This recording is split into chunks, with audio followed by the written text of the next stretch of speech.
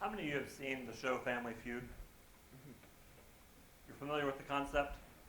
You take 4 family members with you and you try to get to the bonus round and you win $20,000, right? Have you ever thought, who would you take in your family and who would you not take in your family? There are probably people that come to your mind. There are people you definitely want to take because you'd have a higher chance of winning, and people you would never, ever, ever want to take. I watched that show just from the perspective of human nature.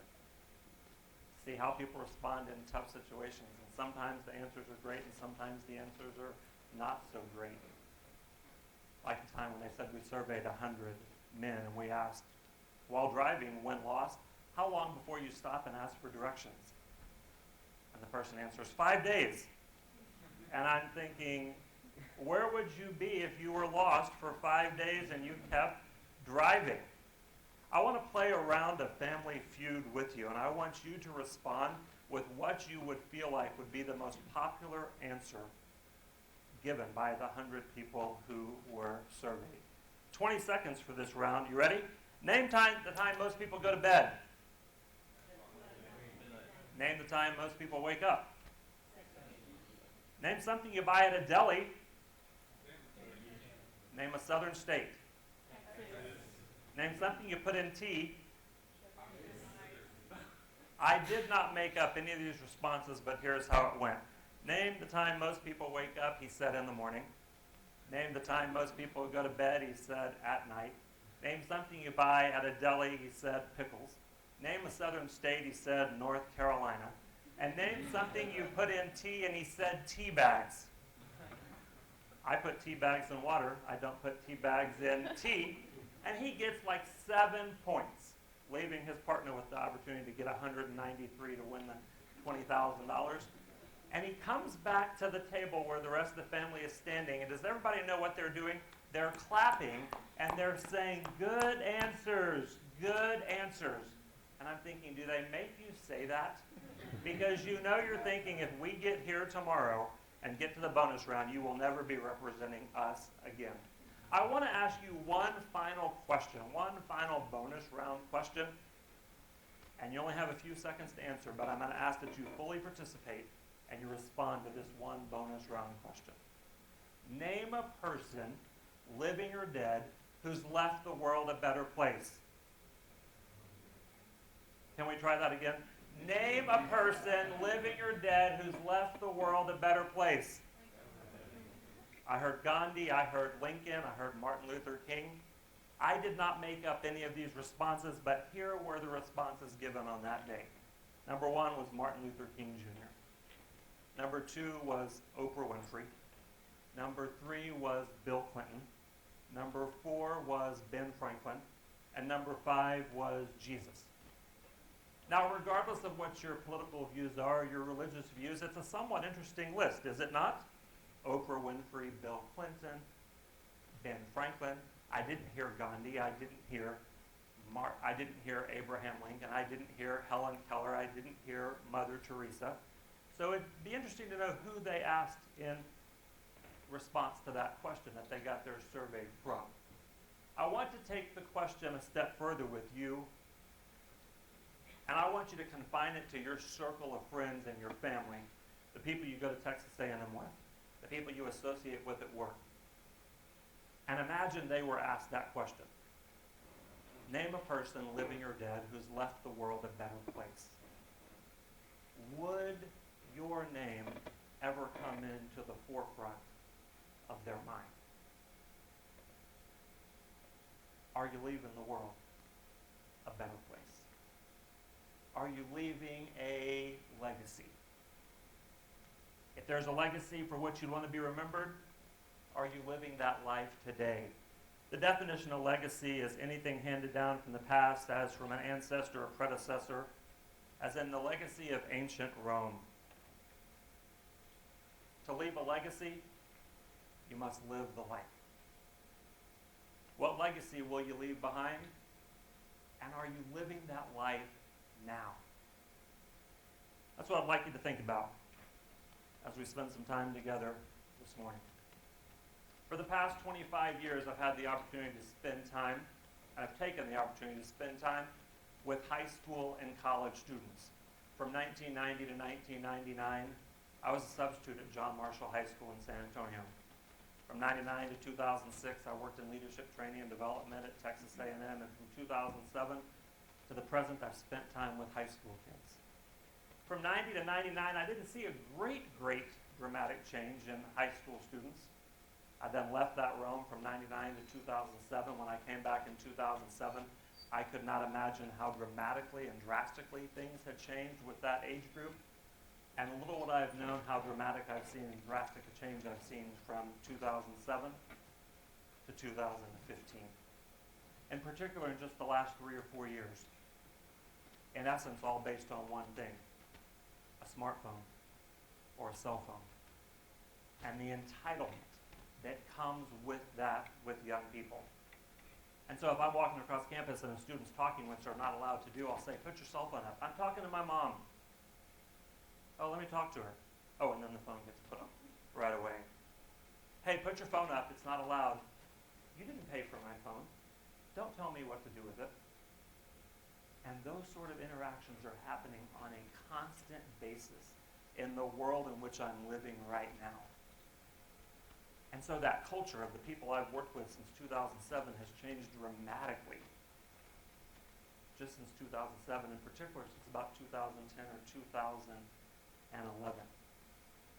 Since 1999, I've taken the opportunity to sit down with over 2,400 young people for a one-on-one meal.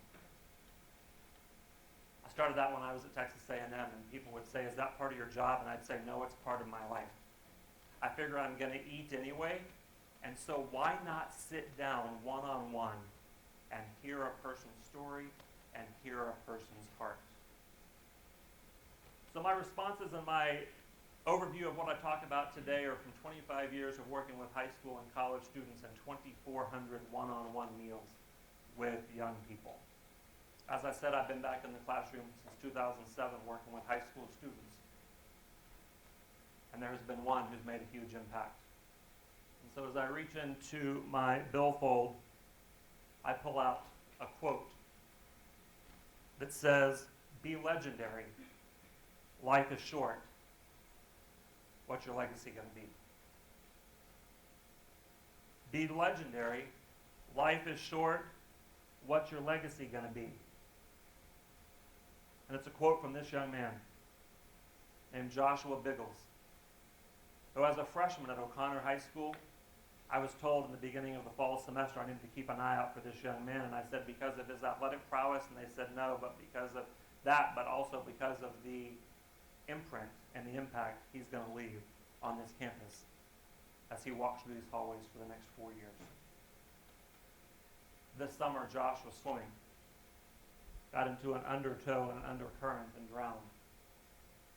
And I had the opportunity to speak on his behalf in front of thousands of people.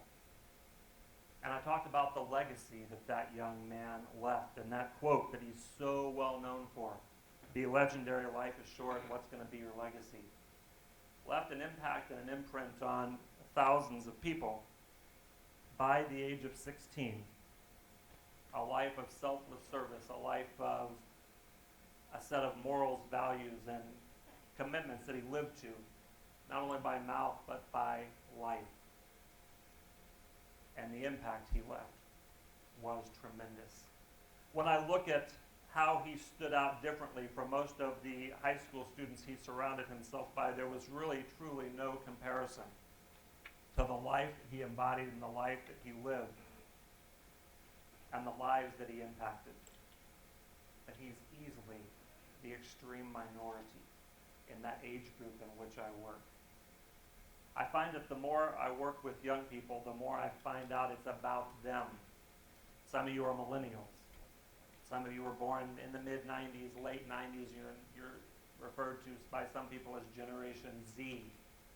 By some people, you're referred to as Generation I, because your generation is categorized by iPhones, iPads, I. And I wonder what happens as you get older, that it becomes about being less about being about other people and more about being about yourself. A few years ago, I had the opportunity to go to an elementary school in Boerne, Texas. And I divided them up. It was kindergarten through 6th grade, all 7 different speeches in a day. And I divided the groups up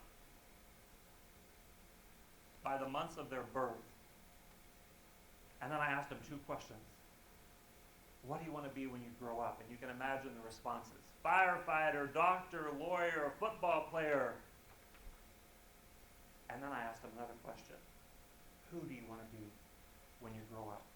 And they had to come up with one word for which they'd want to be remembered. Kindergartners came up with generous, inspiring, loving, and helpful.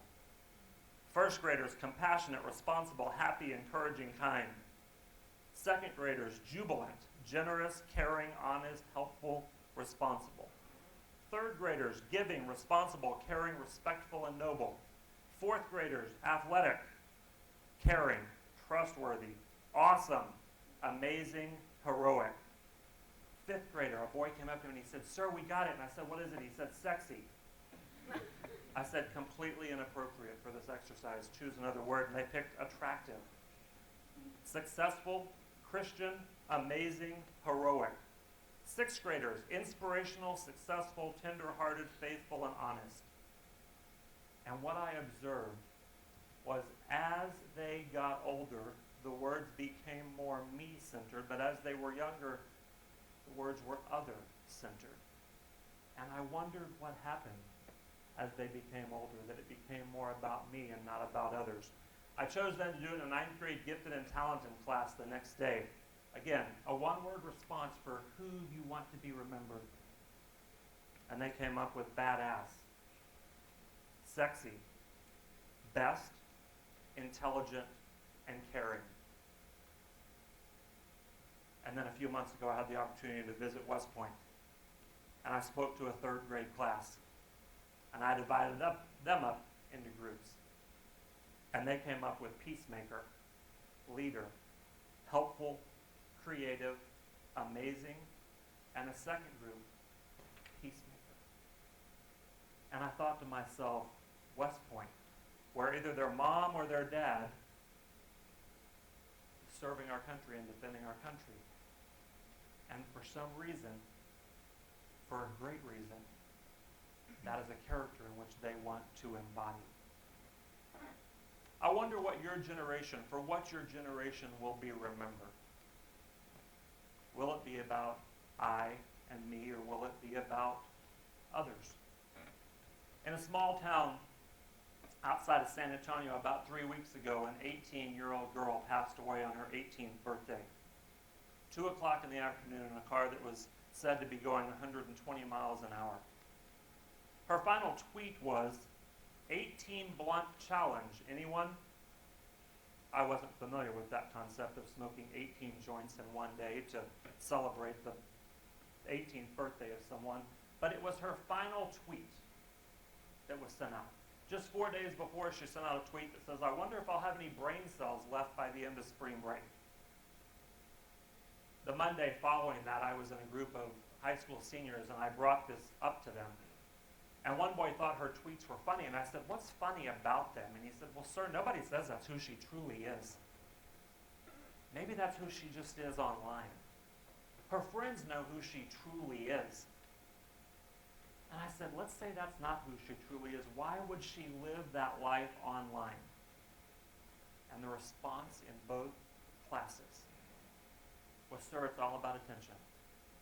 It's only about attention, and it's only about the followers." And I said, even if that attention is negative and the followers are not your friends, sir, it doesn't matter. It's all about how many followers you can get and how much attention you can get. At what point does your life go from being someone who wants to be generous, inspiring, loving, helpful, caring, responsible, to being about me, and it's only about how many followers I can get and how much attention I can get? I would love for us to see a trend that goes away from being about me and I, and a trend going to be about others. I was so blessed to be up here a couple of weeks ago for the big event kickoff. to where you are at a university where 22,000 students go out and do 2,500 community service projects. The epitome of selfless service, of service before self. I was at Breakaway a couple of weeks ago when they announced that y'all raised $270,000 for people in need in Iraq and Iran and Nigeria and in Syria. In a month, A&M students raised $270,000 where they've been challenged in a month to raise $109,000. Again, the epitome of selfless service and service before self. At what point do we take the environment that you're in the midst of every day on a campus in College Station, Texas, and we impart that into the world? You have an incredible opportunity at Texas A&M, an incredible opportunity to impact people, not just to impress them. You see, we live in a world today where so many people want to make an impression and be impressive, but we don't live in a world where people want to truly make an impact. We live in a world today where everybody in America is about success, but what about the people who want to be significant? You have the opportunity while you're here to live a life of impact and to live a life of significance, and then take that into the world beyond, and that be your legacy. I want to finish with what I call my wishes for your generation. My wishes for your generation, that soon the word entitlement is replaced with the word responsibility. That you realize smartphones don't equate to smart people. That talking and interaction replaces texting and surfing. That eye contact becomes much more important than your iPhone. That you realize freedom of speech and freedom of expression are nowhere as important as freedom to responsibility, and they don't mean freedom from consequences. That instead of constantly seeking attention, you start being a person of intention. That young women will learn it's much more important to dress for respect than it is to dress for attention. That young men will learn to protect their eyes now to prevent great damage in the future. That you realize a true high comes from doing something for someone who can't give anything back to you. That having character which emanates from your heart is much more powerful than a tattoo that is imprinted on your body. That although fear can stop you from doing many things, you won't let it stop you from doing the right thing. And that you strive to impress others more. You don't strive to impress others, but that you strive to impact others. And that significance in others' lives will be much more important to you than success in your own life. You can consider that a blessing or a burden, an obligation or an opportunity. I consider it a blessing and an opportunity. Good luck.